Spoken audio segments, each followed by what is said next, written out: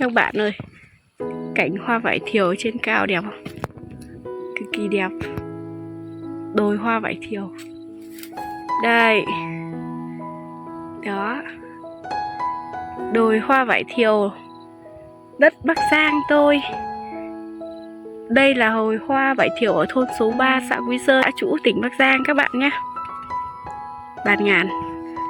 Xung quanh mình đều là vải nhá. Đằng sau mình là trồng cam với bưởi này. Là ra sau.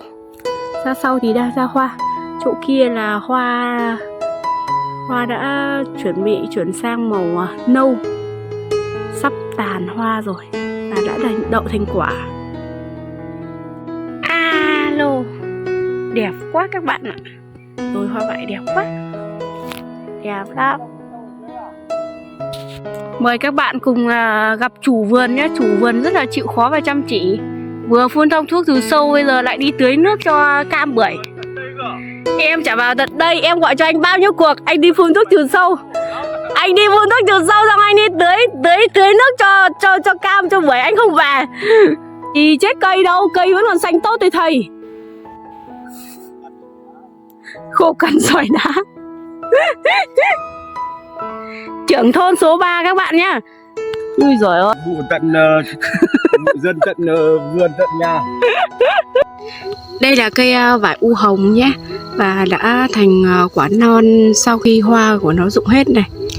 Hôm nay mình làm video này để trả lời một bạn ở trong Đắk Lắk. Bạn ấy thắc mắc là tại sao có thể nhận biết được cây vải u hồng và cây vải thanh hà ấy, nghĩa là phân biệt hai loại cây vải này ấy. Thì hôm nay mình sẽ làm video này để chỉ sự khác biệt giữa hai cây vải thanh hà và u hồng. Và trong vườn nhà mình thì có hai cây này luôn. Thì đây là cây vải u hồng này. Thông thường đặc điểm của cây vải u hồng này là nó rất là cao và lá của nó rất là đậm. Mình sẽ quay gần sát lại cho mọi người. Đây là lá của nó rất là đậm này, màu xanh lục đậm này. Các bạn, kể cả cuống hoa cũng như là cuống quả của cây này cũng rất là dài. Và mai này quả của nó cũng thuộc dạng dẹp dài cơ. Lúc đấy quả to thì mình sẽ nói rõ hơn. Đây là cây u hồng này. Đây u hồng thì thường là sẽ ra sớm, ra hoa trước nhất và cho quả thu hoạch sớm hơn cây vải thanh hà nhé. Còn phía bên này là cây vải thanh hà này. Các bạn nhìn xem, hai loại cây thì màu nó khác nhau. Cái màu của vải thanh hà thì nó cũng xanh nhạt hơn chứ không thể đậm bằng của cây vải u hồng được. Lá của nó vẫn bé hơn và lá của cây vải u hồng này, cây vải u hồng lá thường có lá to lắm. Có những cái còn to hơn như thế này này. Mà cây vải thanh hà thì ra sau, quả của nó cũng bé hơn. Và cây vải thanh hà thì thường hay bị cháy lá các bạn. Vì cây này sức chịu đựng của cây là hơi kém. Nếu mà cho sai quả quá thì nó sẽ dẫn đến cháy lá và chết cây. Cây vải thanh hà rất dễ chết cây. Thế nên là mọi người trồng thì lưu ý là trồng xen với những cây vải thiều ấy. Như nhà mình là trồng cây vải thiều bên cạnh này, cây vải thanh hà mình trồng ở xen ngay bên cạnh. Thì những cái cây vải to ấy thì nó sẽ tán ở nó rộng ở phía trên ấy. Nó cũng giúp một phần là hạ bớt nhiệt của ánh nắng lúc tháng 5, tháng 6 ấy. Lúc đấy nắng rất là nóng. Và những cây này nó sẽ chịu nắng nóng rất là kém và dễ bị cháy quả, cháy lá nhé. Đây cũng là cây vải thanh hà nhá các bạn. Đây, mình sẽ quay ở đây lên thì bạn sẽ nhìn và phân biệt rõ hơn giữa hai cây vải này.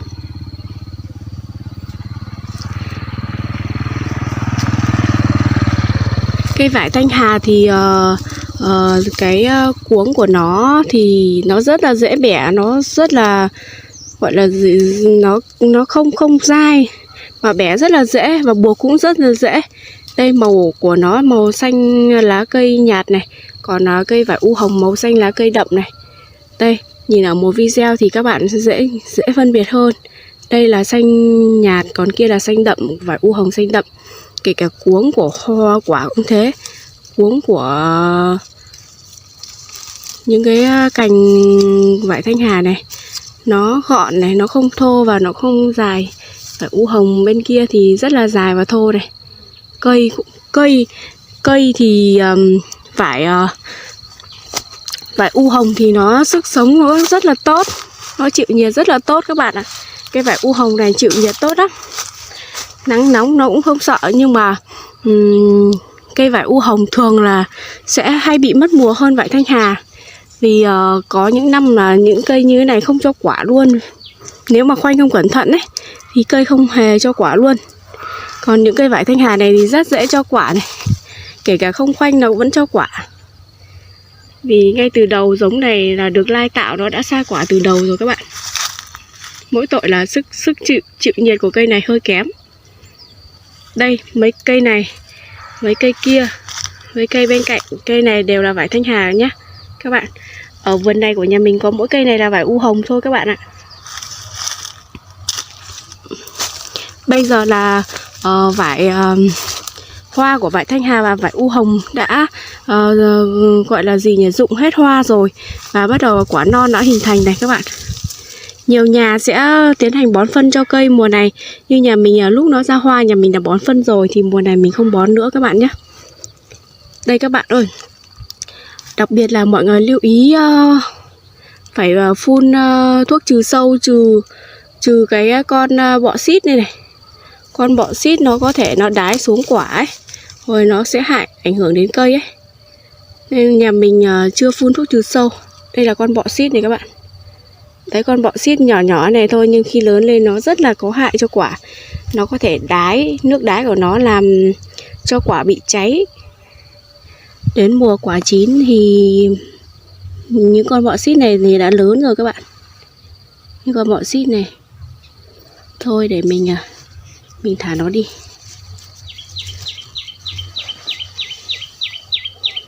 Vải cũng như các loại cây trồng khác cũng có rất là nhiều bệnh và nhiều loại sâu bọ ấy, côn trùng ấy ảnh hưởng đến cây trồng. Nên là cũng phải lưu ý trong quá trình chăm bón, chăm sóc cho cây vải nhé. Đây này. Có nhà người ta cẩn thận, người ta còn đi rung hết những cái lá của những cái hoa của vải ấy. Khi là nó đến mùa rụng hoa ấy. Các bạn có biết tác dụng của việc rung như thế này không? Thực ra là rung những cái hoa này đã bị rụng ấy thì sẽ hạn chế được nhiều sâu bọ hơn. Vì thông thường là những cái lá hoa này ở lại này thì những con sâu bướm nó sẽ tạo kén ở trong này và nở thành sâu ấy. Đấy là nhiều nhà người ta đi rung. Như nhà mình không có thời gian thì chắc chắn là sẽ không thể đi rung hết được. Thi thoảng sẽ rung nhưng mà không thể rung hết được. Còn nhiều nhà người ta cẩn thận, người ta sẽ đi rung từng cây một. Đấy. Nếu không có gió to đến thì nó cũng rụng hết mà các bạn. Có gió đến nó cũng rụng. Đấy. Nhà nào cẩn thận thì người ta vẫn đi rung mà các bạn. Như nhà mình không có thời gian nên là cũng không được rồi đi rung các bạn ạ. Hôm nay là mình đi thăm vườn, mình thấy thì mình rung thôi.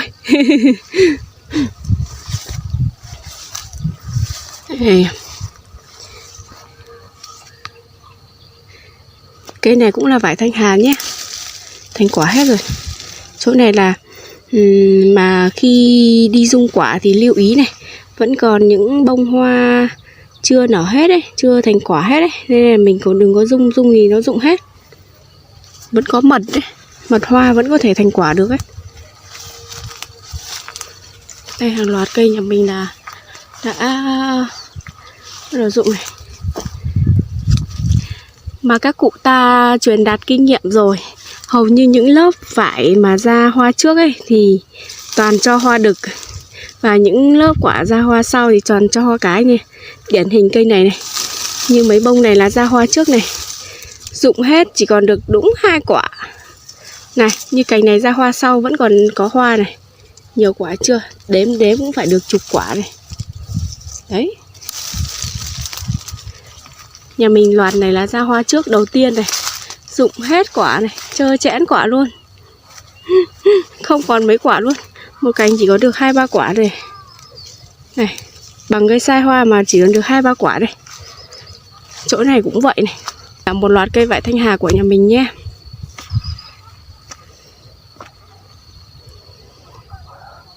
Vải Thanh Hà thì hôm trước chồng mình đã phun rồi, còn vải muộn thì chưa phun đấy các bạn.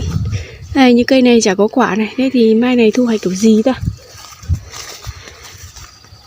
Đây, cây này còn tạm tạm các bạn. Nhìn cây thế này thôi nhưng mà rất dễ vàng cây và cháy lá, cháy quả nếu mà để sai quả quá. Đây này. Lần trước là mưa và nhà mình đã phát sạch cỏ, sau đó là mình bón phân cho cây ấy. Giờ nó rậm chưa các bạn? Đấy, cỏ mọc rậm chưa? Mọc xanh tốt chưa? Đây này. Nhiều cỏ mọc lại xanh tốt rồi, ăn hết phân bón này.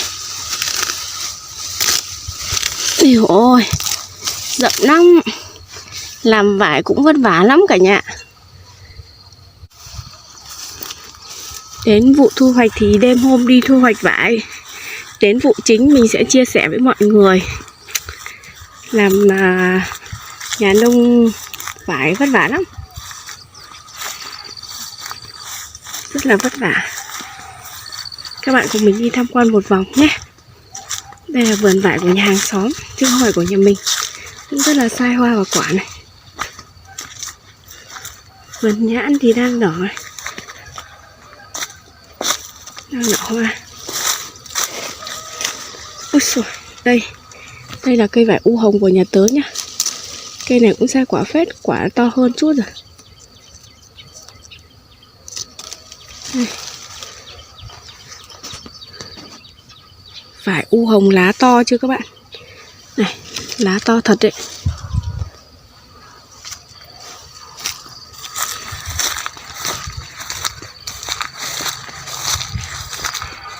Đây, cây vải u hồng này cũng quả to rồi này các bạn. Quả rất là to này. Các bạn thấy không? Đây là trứng của con bọ xít ấy. Nó đã nở thành con bọ xít con rồi. Và nó sẽ đậu ở trên cây vải, nó sẽ di chuyển khắp cây vải. Nó sẽ đậu lên những quả non này, nó hút quả. Và đến vụ nó đái xuống thì nó cháy hết quả, nám hết quả và gây thối quả. Đây, cây vải u hồng này quả to rồi. Bây giờ lớp quả ra trước nên là quả to rồi. Cây này cũng vậy.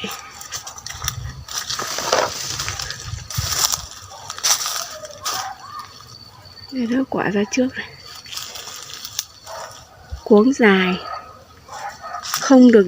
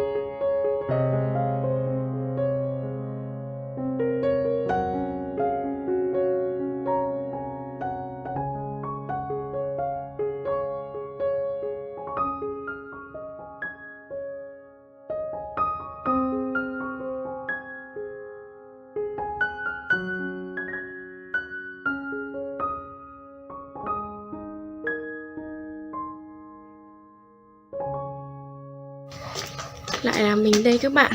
Mình sẽ đi nhặt củi về để đun và nướng khoai. Xem ở phía bên này có nhiều củi không.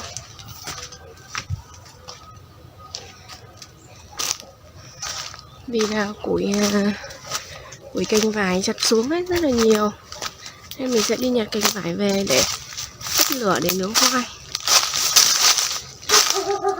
Đây rồi, đây có củi đây có củi cây nhãn ấy. Mình sẽ lấy vài cành về thôi, không có lấy nhiều đâu.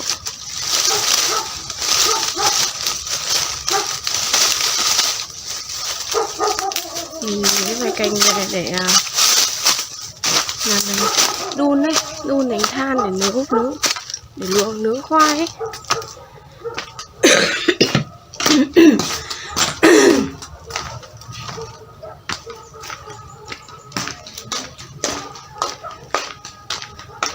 Đây là chất bếp. Hôm qua mình đã nướng rồi.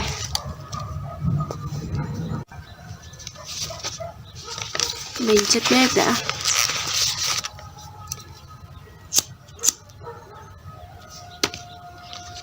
Mình chất bếp này. Có giấy này mình chất bếp.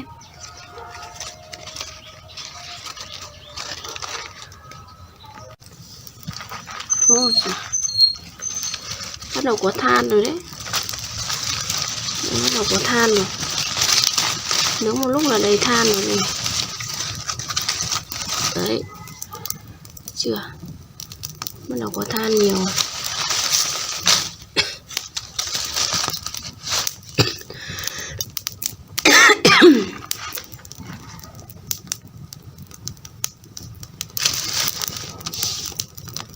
Buổi tối củi cháy nhìn thích lắm các bạn. Bập bùng bên ánh lửa. Tối hôm qua mình nướng khoai cũng khá là muộn. Lúc đấy là mình ăn xong cơm rồi, chắc phải tầm 6-7 giờ rồi mình mới nướng khoai. Mình ngồi ra đây, buổi tối ở đây mát lắm. Mình ngồi ra ngoài hiên mát cực. Không khí mát, thoải mái. Còn ngồi vào trong nhà là hơi nóng, hơi oi. Đấy.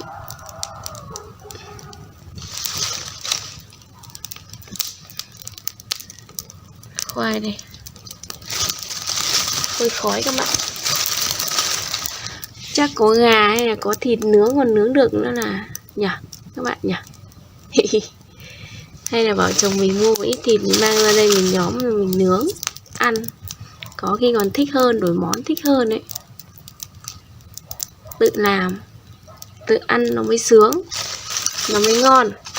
Còn được người khác làm cho ăn thì nó lại không ngon rồi. Nướng xong là nóng hổi ăn thôi.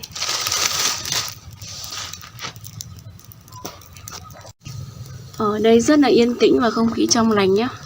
Buổi tối mình ngủ rất là ngon.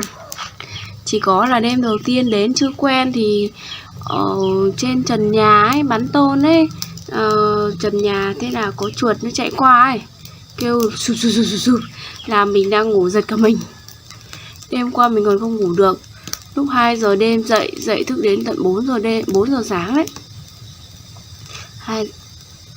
Đêm qua mình không ngủ được.